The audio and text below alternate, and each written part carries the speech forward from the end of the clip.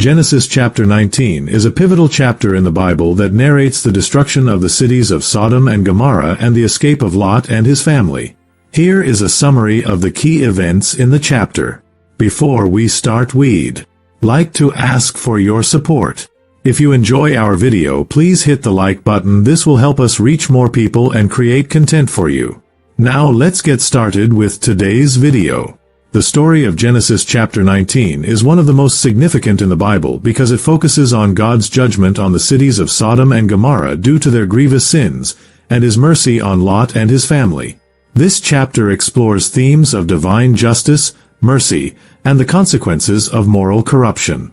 The chapter itself consists of 38 verses, and a detailed exposition brings forth its theological, moral, and historical implications. Verses 1 to 3. The arrival of the angels. The two angels arrive. The chapter begins with two angels arriving at Sodom in the evening. Lot, Abraham's nephew, is sitting at the gate of the city, which was a common place for social, political, and judicial activities in ancient cities. Seeing the angels, Lot greets them and bows down in a sign of respect. Though not immediately clear in the text, these angels are on a mission to assess the moral condition of Sodom and to destroy the city as instructed by God. Lot's hospitality. Lot insists that the angels stay with him in his house, offering them food, water, and shelter for the night. Initially, the angels suggest that they will spend the night in the town square, which was normal for travelers in those days, but Lot, knowing the dangers of the city's wickedness, strongly persuades them to stay at his home. This demonstrates Lot's hospitality, a trait he likely learned from Abraham. Verses 4 to 5. The wickedness of the men of Sodom. The men of Sodom. Shortly after the angels arrive at Lot's house, the men of Sodom, described as both young and old, surround the house. They demand that Lot bring the visitors out so they can know them. Verse 5. The Hebrew term for know, yada, here is commonly understood to mean sexual relations. The men of the city are not simply curious about the visitors, they intend to commit a violent sexual assault. This is a demonstration of the extreme depravity and lawlessness of Sodom. Lot's moral dilemma. The narrative highlights the deep moral corruption of Sodom. The men of the city, from all parts, young and old, are united in their intention to harm the visitors. This action becomes a confirmation of Sodom's evil, justifying the impending destruction. Their sin is not only of a sexual nature but also represents an utter disregard for the sanctity of hospitality, which was a sacred duty in the ancient Near East. Verses 6 to 8. Lot's plea. Lot's desperate appeal. In an effort to protect his guests, Lot steps outside and pleads with the mob not to act wickedly. He refers to the angels as under the shadow of my roof, verse 8, indicating his responsibility as their host to safeguard them. A controversial offer. Lot goes so far as to offer his two virgin daughters to the mob in place of the guests, saying, "Do to them as you please." This action is shocking and disturbing to modern readers, and even within the biblical narrative, it raises moral questions. However, in the cultural context of the time, hospitality was a sacred duty, and Lot's primary concern was to protect his guests at all costs. Lot's choice reflects both his desperation and the extent of his fear, but it is a morally complex and deeply problematic decision, illustrating his compromised position in such a corrupt society. Verses 9 to 11. Divine intervention. The mob's aggression. Instead of being appeased by Lot's plea, the mob becomes even more hostile, accusing Lot of acting like a judge despite being a foreigner in the city. They threaten to harm Lot more severely than they intended to harm the visitors. This response further highlights the hostility and lawlessness of Sodom.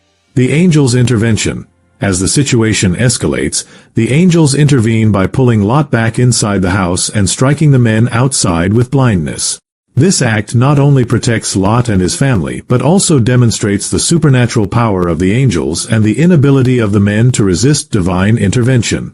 The blindness serves as a metaphor for the spiritual blindness of Sodom's inhabitants.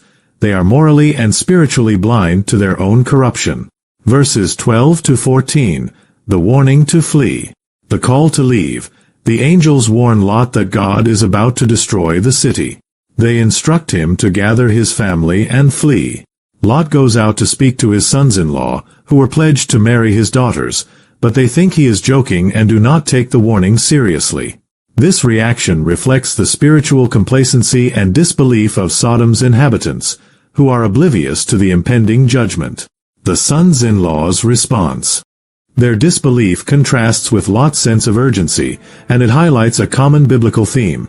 The rejection of God's warnings often leads to destruction. The sons-in-law's mocking attitude is a reflection of the pervasive moral indifference in Sodom, showing that the corruption is not limited to just one segment of the population.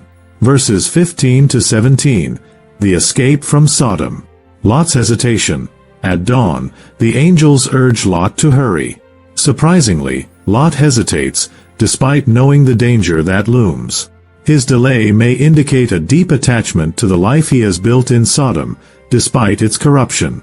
This is a common human reaction, as people often struggle to leave behind familiar circumstances, even when they are harmful. The angel's mercy. Despite Lot's hesitation, the angels physically take him, his wife, and his daughters by the hand and lead them out of the city. This act illustrates God's mercy.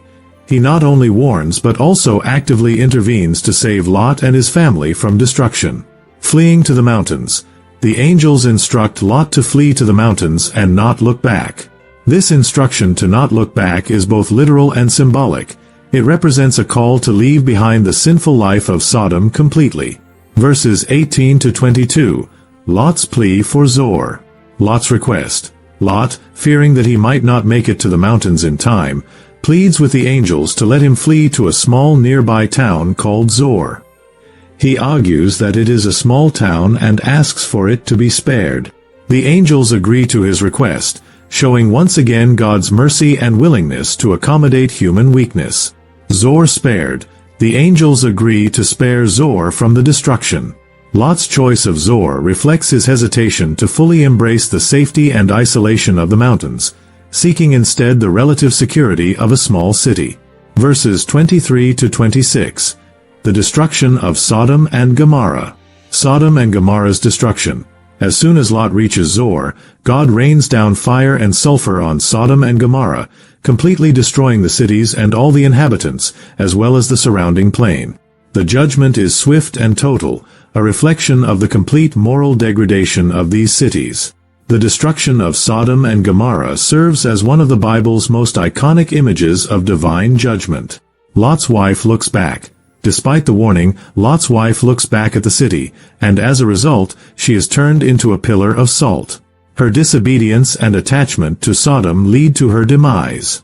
Her fate serves as a warning about the dangers of lingering on past sinful attachments when God calls for repentance and a fresh start. Verses 27 to 29. Abraham's view. Abraham observes the destruction. Early in the morning, Abraham goes to the place where he had previously spoken with God and sees the smoke rising from the destroyed cities. Abraham's viewpoint serves to connect this event with the broader narrative of Genesis. It shows that, although God's judgment was severe, he remembered Abraham and saved Lot because of his intercession. Genesis 18. God's mercy on Lot. The text makes it clear that Lot's deliverance was due to God's remembrance of Abraham, underscoring the importance of intercession and God's faithfulness to his promises. Verses 30 to 38. The sin of Lot's daughters. Lot in the mountains. After fleeing to Zoar, Lot becomes afraid to stay there and moves with his two daughters to a cave in the mountains. This ironic twist shows that Lot ultimately ends up in the mountains, despite his earlier plea to avoid them. The daughters' plan. Believing that no men are left on earth after the destruction, Lot's daughters concoct a plan to preserve their family line by getting their father drunk and sleeping with him. The two daughters each bear a son. The older daughter gives birth to Moab, and the younger gives birth to Ben-Ammi. Moab becomes the ancestor of the Moabites, and Ben-Ammi the ancestor of the Ammonites, two nations that would later have contentious relationships with Israel. A reflection of Sodom's influence. This final section reflects the lingering effects of living in Sodom. Despite being physically removed from the city, the moral corruption of Sodom remains with Lot's daughters. Their actions, though desperate, reflect a distorted sense of morality that has been shaped by their time in Sodom. Please subscribe my YouTube channel. I hope you like this video. Thank